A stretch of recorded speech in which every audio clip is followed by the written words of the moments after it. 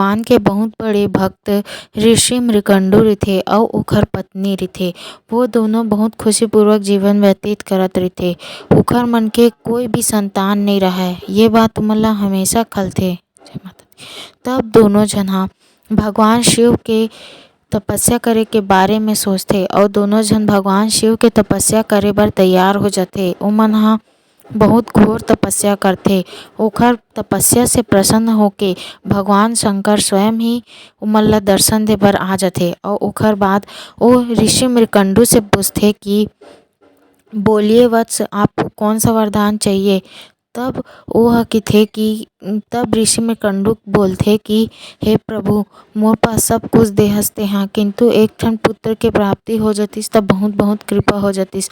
ओ समय भगवान शंकर ओखर प्रार्थना सुनते हुए ओला दो विकल्प देथे। वो बोलथे कि मैं तोर पुत्र तो दे दूँ, लेकिन तोर पास दो विकल्प है, एक चयन कर ले। पहला ये हरे कि मैं तोला पुत्र रत्न दूँ।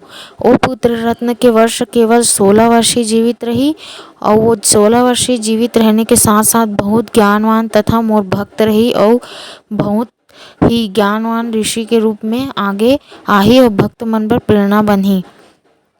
और दूसरा विकल्प ये है कि एक ऐसे पुत्र के प्राप्ति होही तोला जो कि अधर्मी हो सकते और साथ ही राक्षस प्रवृत्ति वाले होए के साथ साथ वह आलसी रही और वो भक्ति भाव पूजा पाठ में नहीं ध्यान दे, लेकिन ओखर आयु बहुत अधिक रही। तब ऋषि मृकंडु ह सिर झुकाते हुए पहला विकल्प ला ही चयन कर लेथे। ओखर बाद भगवान शंकर के कृपा से एक पुत्र रत्न के प्राप्ति होथे, जेखर नाम ओमन हा भक्त मार्कंडेय रख देथे। भक्त मार्कंडेय बाल्यकाल से ही भगवान शिव के पूजा आराधना में लगे रहिथे। एक बार के बात है जब ऋषि मृकंडु अउ ओखर पत्नी ह बइठे रहिथे, तब ओमन विचार करत रहिथे और बहुत दुखी रहिथे। ओमन ला दुखी देख के ओखर पुत्र ह ओखर से एखर कारण पूछथे। तब दोनों पति पत्नी ये बताथे कि भगवान शंकर ओमन ला वरदान दे रहिस हे और साथ ही ओखर आयु के 16 वर्ष पूरा होने वाला है।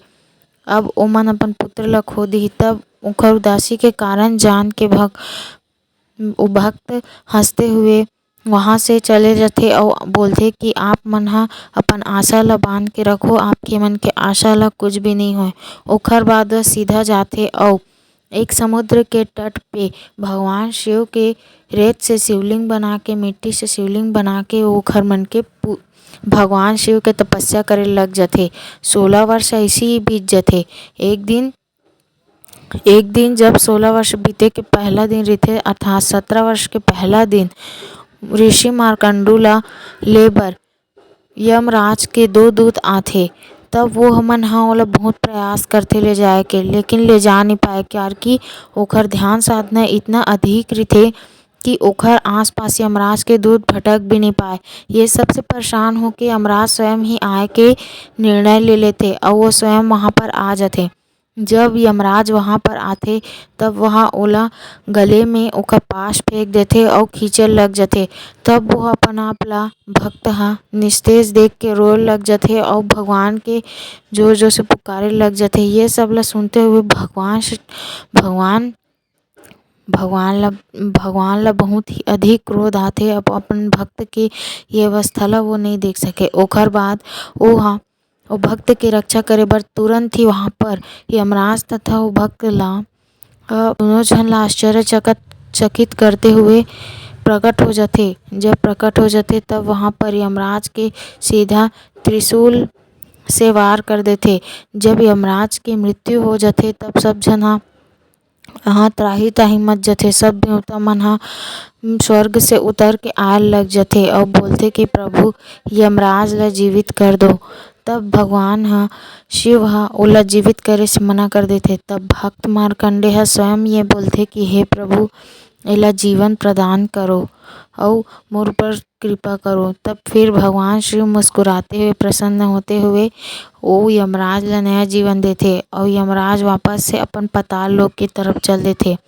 वो सब के जाए के बाद भगवान शंकर ओला चिरंजीवी हो के वरदान देथे और साथ ही चिरंजीवी होए के साथ साथ वह सब भक्त मन के प्रेरणा बनही और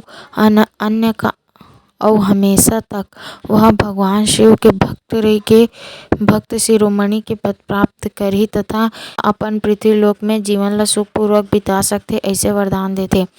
ओखर बाद भक्त मार्कंडेय वापस अपन माता पिता के पास चले जाथे।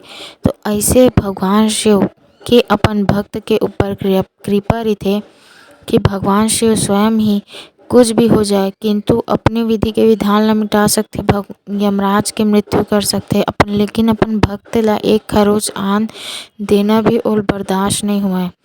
ओखर बहुत प्रयास करे के बाद भी यमराज ओला कुछ भी नहीं कर सके। तो बोलो भगवान शिव भोलेनाथ की जय।